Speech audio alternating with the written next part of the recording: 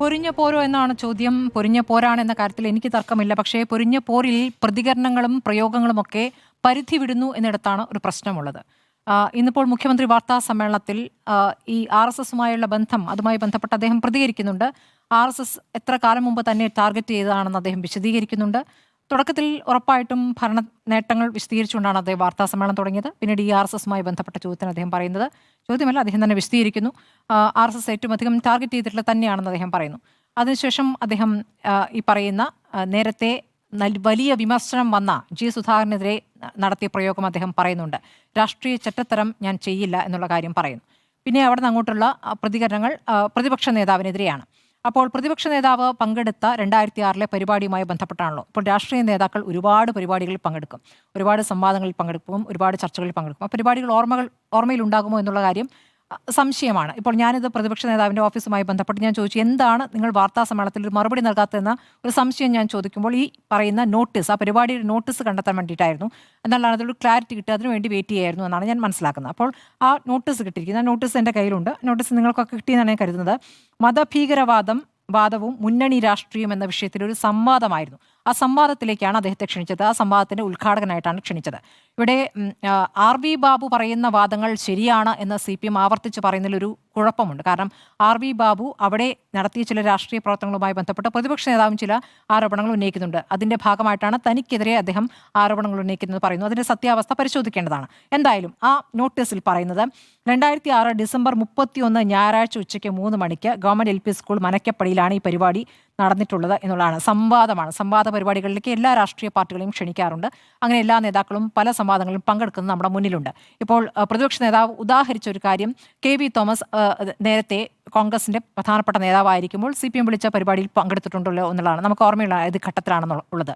അതേപോലെ തന്നെ ഈ അടുത്ത കാലത്താണ് CPMന്റെ ഒരു പരിപാടിയിൽ RSS സംഘടിപ്പിക്കുന്ന പരിപാടിയാണ്. അതല്ലേ ഞാൻ പറഞ്ഞത്, RSS സംഘടിപ്പിക്കുന്ന, അതാണ് ഞാൻ പറഞ്ഞത്. RSS പല വിഷയങ്ങളിലും ചർച്ചകൾക്ക് വിവിധ രാഷ്ട്രീയ നേതാക്കളെ വിളിക്കാറുണ്ട്. ഇപ്പം എന്നെ വിളിച്ചിട്ടുണ്ട്, നമ്മൾ മാധ്യമപ്രവർത്തകരെ വിളിക്കാറുണ്ട്. നമ്മൾ പോകണോ വേണ്ടി എന്നുള്ള വേറെ കാര്യം. ആ വിഷയം പറയട്ടെ ആ വിഷയം എന്താണ്? മതമൗലികവാദവും മുന്നണി രാഷ്ട്രീയം എന്നുള്ള വിഷയമാണ്. അതിൽ തൻ്റെ പാർട്ടിയുടെ നിലപാട് വ്യക്തമാക്കിയാണെന്നാണ് അദ്ദേഹം വിശദീകരിക്കുന്നത്. അതിൽ സംശയിക്കേണ്ടതുണ്ട് എന്ന് എനിക്ക് തോന്നുന്നില്ല. ഞാൻ പറഞ്ഞു വന്നത്, ഇപ്പോൾ CPMന്റെ പരിപാടിയിൽ കഴിഞ്ഞ ഒരു പരിപാടിയിൽ ശശി തരൂരിനെ ക്ഷണിച്ചു. അങ്ങനെ വിവിധ രാഷ്ട്രീയ പാർട്ടികളുടെ പരിപാടികളിൽ അല്ലെങ്കിൽ സംവിധാനങ്ങളുടെ പരിപാടികളിൽ പോയി നമ്മുടെ നിലപാട് പറയുക. 2013 അത് തന്നെയാണല്ലോ P പരമേശ്വരന്റെ പുസ്തകവുമായി ബന്ധപ്പെട്ട് VS അച്യുതാനന്ദൻ തിരുവനന്തപുരത്തും തൃശ്ശൂരിൽ VD സതീശൻ ചെയ്തത്. അതിന് മുമ്പത്തെ പരിപാടി എടുത്തുകൊണ്ട് അതിൽ ആ വിളക്ക് കൊളുത്തുന്ന ചിത്രം എന്നുള്ളതാണ് പ്രധാനപ്പെട്ട ആരോപണമായിരുന്നത്. അപ്പം അങ്ങനെ ഉയർത്തുമ്പോൾ ഇവിടെ മുഖ്യമന്ത്രി വിശദീകരിച്ച ഫേസ്ബുക്ക് പോസ്റ്റിൽ അദ്ദേഹം പറയുന്നത്, അദ്ദേഹത്തിന്റെ ഭാഷയിൽ നുണ എന്ന പ്രയോഗം പറയാവുന്ന ഒരു കാര്യം എന്നുള്ളത് ആ പരിപാടി നടക്കുന്നത് ഫെബ്രുവരിയിലാണ് എന്നുള്ളതാണ്. അതായത് തെരഞ്ഞെടുപ്പ് നടക്കുന്നതിന്റെ തൊട്ട് മുൻപത്തെ മാസം ഇങ്ങനെ ഒരു പരിപാടിയിൽ പങ്കെടുക്കുന്നത് RSS വോട്ട് പിടിക്കാനാണ് എന്ന ആരോപണം ഉയർത്തുമ്പോൾ അതിൽ ഈ പറയുന്ന അദ്ദേഹത്തിന്റെ വാക്കിൽ പറയുന്ന നുണ എന്ന പ്രയോഗം അതിൽ വരികയാണ്. അപ്പോൾ രാഷ്ട്രീയ നുണ അവിടെ പ്രയോഗിക്കപ്പെടുന്നു എന്നുള്ളതാണ്. പല കാര്യങ്ങളായി നമുക്കറിയാവുന്നതാണ്. നിലമ്പൂർ ഇലക്ഷന് തൊട്ട് മുമ്പ് നടത്തിയ MV ഗോവിന്ദന്റെ പ്രതികരണം RSSുമായി സഹകരിച്ചിട്ടുണ്ടെന്ന്. ഈ പറഞ്ഞ അടിയന്തരാവസ്ഥ കാലത്താണ്. RSS ഉണ്ടോ എന്ന് ചോദിച്ചാൽ RSS അപ്പോൾ ഇല്ല. നമുക്കറിയാം ജനസംഘം അത് ജനതാ പാർട്ടിയുമായിട്ടാണെന്നുള്ള അറിയാം. പക്ഷേ RSS എന്ന് തന്നെയാണ് അദ്ദേഹം പ്രയോഗിച്ചത്. ആ പ്രയോഗം എത്രത്തോളം തെരഞ്ഞെടുപ്പിൽ കുഴപ്പമുണ്ടാക്കിയെന്ന് CPM സംസ്ഥാന സമിതി തന്നെ വിലയിരുത്തുകയും അവിടെ വലിയ രീതിയിൽ MV ഗോവിന്ദനെതിരെ വിമർശനം ഉണ്ടാവുകയും ചെയ്തിട്ടുള്ളതാണ്. ഈ RSSന്റെ വോട്ട് ചില ഘട്ടങ്ങളിൽ നമ്മൾ വാങ്ങിയിട്ടുണ്ട് എന്ന് മുഖ്യമന്ത്രി പറഞ്ഞിട്ടുണ്ട്. പിണറായി വിജയൻ മുമ്പ് പറഞ്ഞിട്ടുണ്ട്. ആ പ്രതികരണം വേണമെങ്കിൽ ഞാൻ കേൾപ്പിക്കാം. അതും എൻ്റെ കയ്യിൽ ഓഡിയോ ആയിട്ടുണ്ട്. അപ്പോൾ ഓരോരോ ഘട്ടങ്ങളിൽ അത്തരം പിന്തുണകൾ നേടുന്നതിനൊക്കെ അതിൻ്റെതായ രാഷ്ട്രീയ സാഹചര്യങ്ങളും അതിൻ്റെതായ രാഷ്ട്രീയ സമവാക്യങ്ങളുമുണ്ട്. ഇപ്പോൾ എടുക്കുന്ന നിലപാടാണ് ഏറ്റവും പ്രധാനം. ഇന്നത്തെ വാർത്താ സമ്മേളനത്തിൽ മുഖ്യമന്ത്രി PM ശ്രീയുമായി ബന്ധപ്പെട്ട് നമ്മുടെ പ്രതിനിധി ജേസൺ ചോദിക്കുന്ന ചോദ്യത്തോട് രോഷത്തോടെയാണ് പ്രതികരിച്ചത്. PM ശ്രീയെക്കുറിച്ച് അദ്ദേഹത്തിന് പറയാനേ താല്പര്യമില്ല. എന്തുകൊണ്ടാണ് ഈ പറയുന്ന ഈ തരത്തിൽ BJPയുമായി ഡീൽ ഉണ്ട് എന്ന് പറയുമ്പോൾ ഉന്നയിക്കപ്പെടുന്ന ഒരു ആരോപണമാണ് PM ശ്രീ. അതിൽ ഒരുപക്ഷം നേരത്തെ മറുപടി പറഞ്ഞാണെന്ന് പറഞ്ഞ് തള്ളിക്കളയാവുന്നതല്ല. ഇപ്പോൾ ആ ചോദ്യം വരുമ്പോൾ ഇപ്പോഴും മറുപടി പറഞ്ഞുകൊണ്ടേയിരിക്കണം. ആ തരത്തിലുള്ള ഒരു ആരോപണമാണ് PM ശ്രീയെക്കുറിച്ച് ഇപ്പോൾ സംസാരിക്കുമ്പോൾ MABയൊക്കെ അതിപ്പോൾ പറയേണ്ട കാര്യമില്ല, അതങ്ങനെ അവസാനിപ്പിച്ചല്ലോ എന്ന് പറയുന്നത് അതിൻ്റെ ഒരു ഷോക്കുണ്ട്. അത് ചെയ്തത് ഒരു അബദ്ധമായി എന്നുള്ള തോന്നലുണ്ട്. അത് വലിയ തിരിച്ചടിയായെന്ന വിലയിരുത്തലുമുണ്ട് എന്നുള്ളത് കൊണ്ടാണ്. അപ്പോൾ അത് PM ശ്രീയെക്കുറിച്ച് അദ്ദേഹം മിണ്ടാൻ തയ്യാറായിട്ടില്ല എന്നുള്ളതാണ്. അങ്ങനെ സമീപകാല ഒരുപാട് ഉദാഹരണങ്ങൾ നമ്മുടെ മുന്നിലുണ്ട്. ഇന്നിപ്പോൾ കൗതുകരമായ തോന്നിയ ഒരു കാര്യം, ഇന്ന് MABB പറയുകയാണ്, ഈ പറയുന്ന ഈ രാഷ്ട്രീയ ചട്ടത്തരം എന്ന പ്രയോഗം അതുമായി ബന്ധപ്പെട്ട് CPMലെ പല നേതാക്കളുടെയും അഭിപ്രായങ്ങൾ തേടുമ്പോൾ അദ്ദേഹം പറയുന്നതാണ്, പറയാനുള്ളത് കുറിക്കൊള്ളാൻ ഉപയോഗിച്ച ഒരു പ്രയോഗമാകാമെന്ന്. ഇങ്ങനെയൊരു പ്രയോഗത്തിലാണ് അദ്ദേഹത്തിന് തിരഞ്ഞെടുപ്പിൽ പരാജയം നേരിടേണ്ടി വന്നത്. നമുക്കറിയാവുന്നതാണ് എൻ കെ പ്രേമചന്ദ്രനുമായുള്ള തെരഞ്ഞെടുപ്പിൽ ആ സമയത്താണ് പരനാറി പ്രയോഗം നടക്കുന്നത്. അത് എം എ ബേബിയെ തോൽപ്പിക്കാൻ വേണ്ടി നടത്തിയ പ്രയോഗമാണെന്ന രൂപത്തിൽ പോലും അന്ന് ചർച്ചകളുണ്ടായതാണ്. അപ്പോൾ എം എ ബേബി ഇപ്പോൾ പറയുന്നത് കുറുക്കിക്കൊള്ളാൻ വേണ്ടി നടത്തിയ പ്രയോഗമെന്നാണ്. അതൊരു കൗതുകത്തിന് വേണ്ടി ഞാനിപ്പോൾ പറഞ്ഞു എന്നേ ഉള്ളൂ.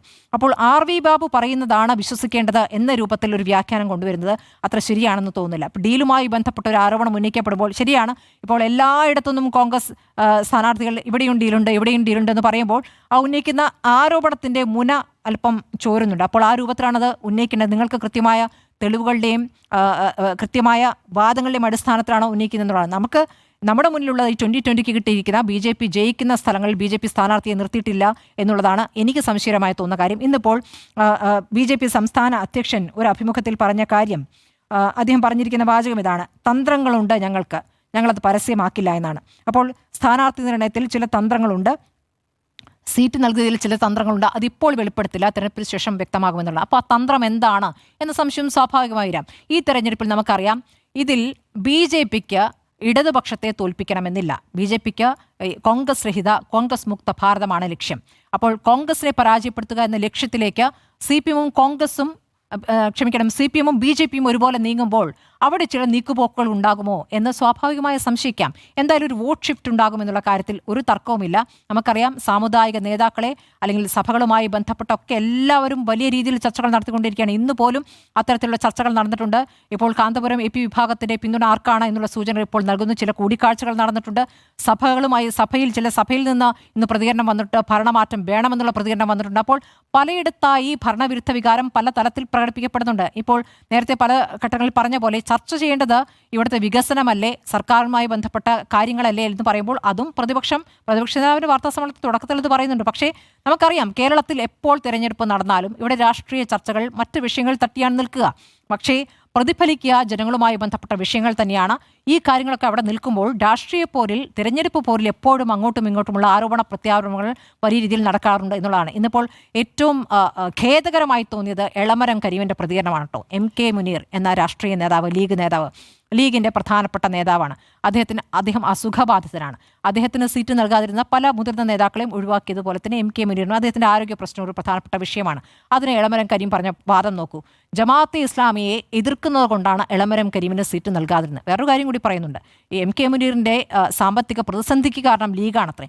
ലീഗ് അവസാന ഘട്ടത്തിൽ എന്തുകൊണ്ട് നേരത്തെ വിളിച്ചില്ല എന്ന് PK കുഞ്ഞാലിക്കുട്ടി തന്നെ വിളിച്ചു ചോദിച്ചു എന്നും ആ വീടിൻ്റെ കടം അപ്പോൾ തന്നെ കൊടുത്തു തീർത്തു എന്നും അദ്ദേഹം അനുസ്മരിക്കുന്ന നമ്മൾ കണ്ടതാണ്. ഇപ്പോൾ ഡോക്ടർ അരുൺകുമാർ സംസാരിച്ചാണല്ലോ MK മുനീറുമായിട്ട്.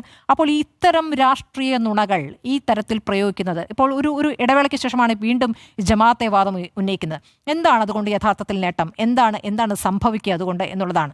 അപ്പോൾ ഇവിടെ ഒരു പോളറൈസേഷനുള്ള ശ്രമം നടക്കുന്നുണ്ടോ എന്ന് സ്വാഭാവികമായും സംശയിക്കാം. അത് ആത്യന്തികമായി ആരെ സഹായിക്കും എന്നുള്ളതാണ് ഇവിടെ രാഷ്ട്രീയ പാർട്ടികൾ വലിയ രീതിയിൽ, അതായത് BJP ഒഴിച്ചുള്ള രാഷ്ട്രീയ പാർട്ടികൾ വളരെ ഗുരുതരമായി തന്നെ ഗൗരവത്തിൽ തന്നെ ചിന്തിക്കേണ്ടത് എന്നുള്ളതാണ്. പോരുണ്ട്, ആ പോരൊക്കെ നല്ലത് തന്നെയാണ്. പോരിന് ഇനിയിപ്പോൾ 11 ദിവസമേ ഉള്ളൂ. ശക്തമായ പോര് തന്നെ നടത്തേണ്ടത്. പക്ഷേ ഏറ്റവും ഭംഗിയായ രീതിയിൽ നടത്താവുന്ന പോര് ഏത് രൂപത്തിലേക്ക് പരിണമിക്കുന്നു എന്നുള്ളത് ആശങ്കപ്പെടുത്തുന്നതാണ് എന്നുള്ളതാണ്.